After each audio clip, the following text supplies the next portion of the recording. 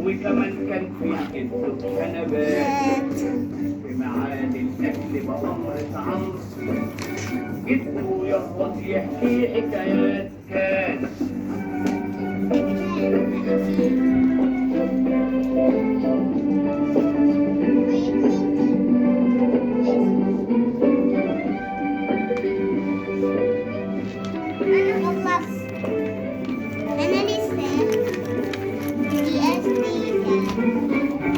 في قرد نبي صاحبه يناديه يلبيه في ايديه طبلة وراية طبلة وراية.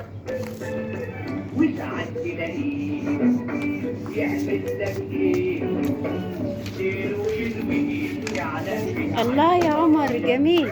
بونبونايه هتديها لجده. وكمان يقدر يمشي على الشيء ولا احسن باليد بالسر الله يا سيف هتدي الوردة لجده. يقدر يمشي على اول ما تروح تقول له يا جدو انا جبت رسمت لك وردة حلوة وبونبونايه.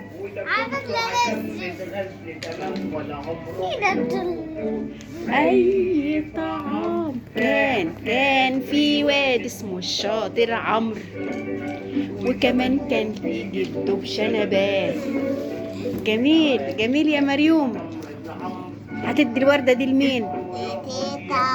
او جده.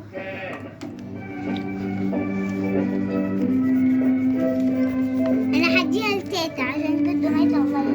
تديها لتيتا. جميل. تديها لتيتا. تمام.